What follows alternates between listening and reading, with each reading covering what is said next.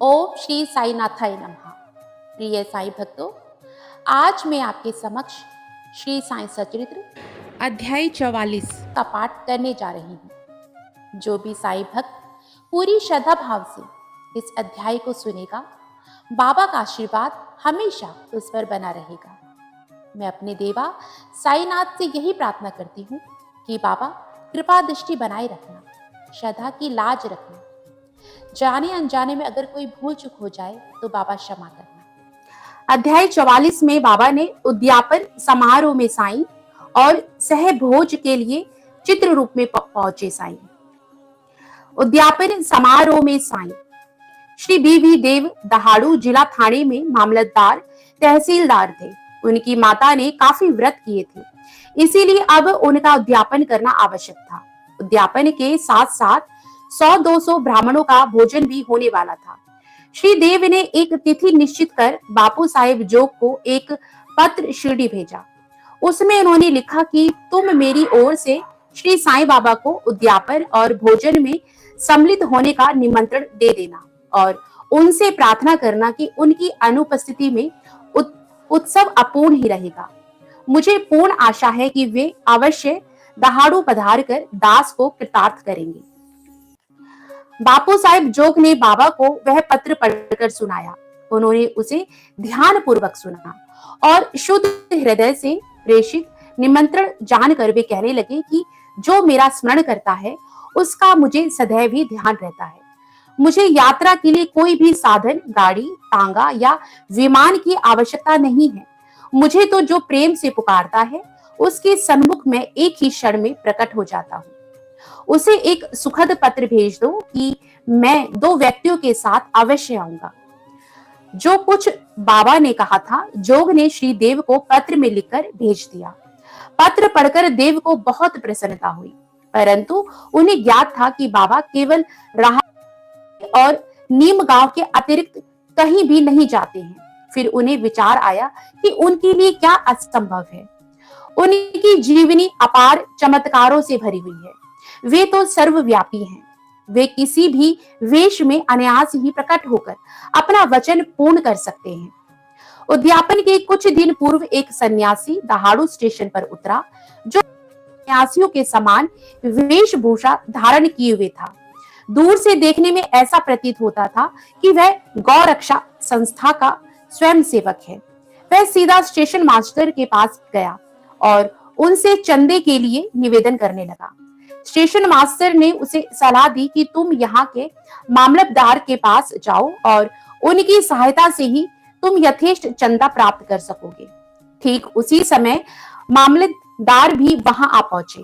तब station master ने सन्यासी का परिचय उनसे कराया और वे दोनों स्टेशन के प्लेटफॉर्म पर बैठे वार्तालाप करते रहे।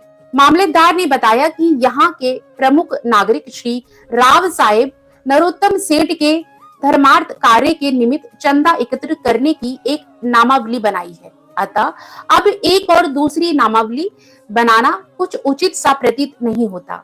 इसीलिए श्रेष्ठकर तो यही होगा कि आप 2-4 महीने के पश्चात पुनः यहाँ दर्शन दें।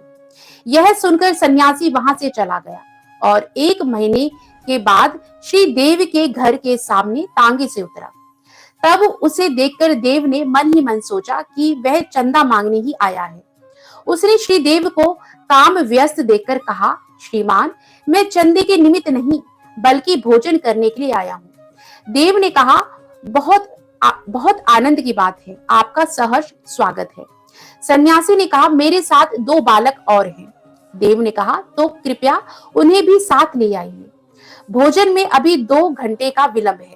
इसीलिए देव ने पूछा, यदि आज्ञा हो तो मैं किसी को उनको बुलाने को भेज दूं। सन्यासी ने कहा, आप चिंता न करें, मैं निश्चित समय पर उपस्थित हो जाऊंगा। देव ने उनसे दोपहर में पधारने की प्रार्थना की।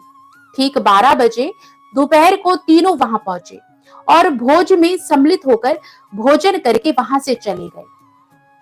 उत्सव समाप्त होने पर देव ने बापू साहब जोग को पत्र में उल्हाना देते हुए बाबा पर वचन भंग करने का आरोप लगाया।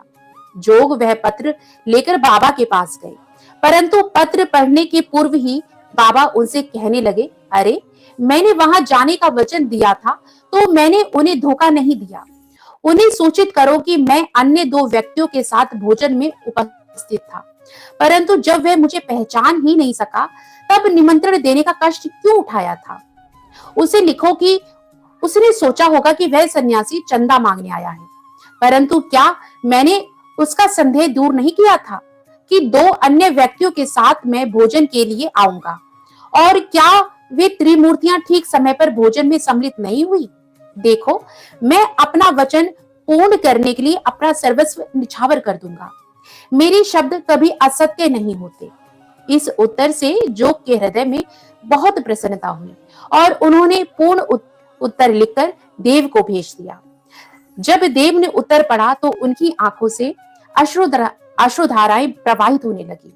उन्हें अपने आप पर बड़ा क्रोध आ रहा था और पछतावा भी हो रहा था। ओम श्री साई नाथाय नमः। अब अगली लीला है, सहभोज के लिए चित्ररूप पहुंचे। सन 1917 में होली के दिन हेमांड पंत बाबा सन्यासी के वेश में दिखाई दिए और उन्होंने जगाकर कहा कि मैं आज दोपहर को उन्हें तुम्हारे यहाँ भोजन करने आऊंगा। प्रातः जागने पर वे अपने पत्नी के पास गए और कहा कि आज होली का दिन है, एक सन्यासी अतिथि भोजन के लिए धारेंगे, इसीलिए भात थोड़ा अधिक बनाना। उनकी पत्नी ने अतिथि के संबंध में पूछताछ की। प्रत्युत्तर में हेमांड पंत ने बात गुप्त न रखकर स्वप्न का वृतांत सत्य सत्य बतला दिया। तब वे संदेह पूर्वक पूछने लगी कि क्या यह कभी संभव है कि वे शिरडी के उत्तम भोजन त्याग कर इतनी दूर बांद्रा में अपना रूखा सूखा भोजन करने को पधारेंगे। हेमांड पंत ने विश्वास दिलाया कि उनके लिए क्या असंभव है।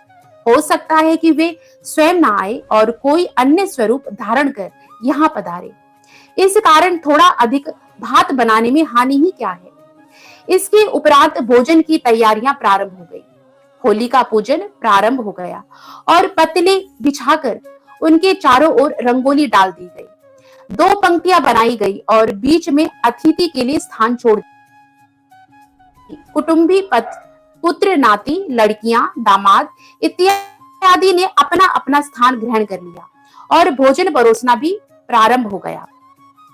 जब भोजन परोसा जा रहा था तो प्रत्येक व्यक्ति उस अज्ञात अतिथि की उत्सुकता पूर्वक राह देख रहा था।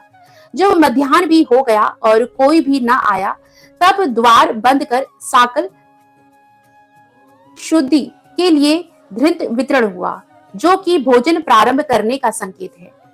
वैष्णव देव यानी अग्नि को औपचारिक आहुति देकर श्री कृष्ण को नैवेद्य अर्पण किया गया। फिर सभी लोग जैसे ही भोजन प्रारंभ करने वाले थे कि इतने में सीढ़ी पर किसी के चढ़ने की आहट स्पष्ट आने लगी। हेमांड पंत ने शीघ्र उठकर साकल खोली और 2 व्यक्तियों, पहला अली मोहम्मद और दूसरा मौलाना इस्मु मुजावर को द्वार पर खड़े हुए पाया। इन लोगों ने जब देखा कि भोजन परोसा जा चुका है तो केवल प्रारंभ करना ही शेष है, तो उन्होंने विनीत भाव से कहा कि आपको बड़ी असुविधा हुई, इसके लिए हम क्षमा प्रार्थी हैं। आप अपनी थाली छोड़कर दौड़े आए हैं तथा अन्य लोग भी आपकी प्रतीक्षा में हैं, इसीलिए आप अपनी यह संपदा संभालिए। इससे संबंधित आश्चर्यजनक घटना किसी अन्य सुविधाजनक अवसर पर सुनाएंगे। ऐसा कहकर उन्होंने पुराने समाचार पत्रों में लिपटे हुए एक पैकेट निकालकर उन्हें खोलकर मेज पर रख दिया। कागज के आवरण को जो ही हेमांड पंत ने हटाया तो उन्हें बाबा का एक बड़ा सुंदर चित्र देखकर महान आश्चर्य हुआ। बाबा का चित्र देखकर वे द्रवित हो गए। उनके नेत्रों से आंसू की धारा प्रवाहित होने लगी और उनके समूचे शरीर में रोमांच हो आया। उनका मस्तक बाबा के श्री चरणों पर झुक गया। वे सोचने लगे कि बाबा ने इस लीला के रूप में ही मुझे आशीर्वाद दिया है।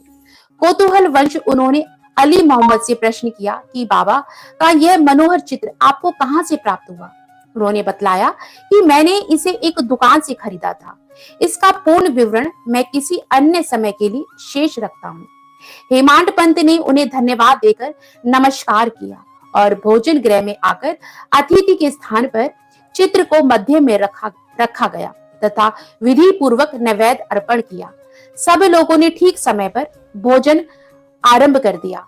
चित्र में बाबा का सुंदर मनोहर रूप देखकर प्रत्येक व्यक्ति को प्रसन्नता हुई और इस घटना पर आश्चर्य हुआ कि वह सब कैसे घटित हुआ। इस प्रकार बाबा ने हेमाडपंत को स्वप्न में दिए अपने वचनों को पूरा किया। अनंत कोटि ब्रह्मांड नायक राजाधिराज योगीराज परब्रह्म श्री सच्चिदानंद सद्गुरु साईनाथ महाराज की जय। ओम साई राम, जय जय साई राम। जिस भी साईं भक्त ने इस अध्याय को सच्चे भाव, श्रद्धा और विश्वास के साथ सुना है, बाबा उसकी सभी मनोकामनाएं पूर्ण करें और बाबा का आशीर्वाद हमेशा उस पर और उसके परिवार पर बना रहे। यही मेरी श्री साईनाथ के श्री चरणों में प्रार्थना है। ओम साई राम, जय जय साई राम। बाबा सभी साईं भक्तों का भला करें।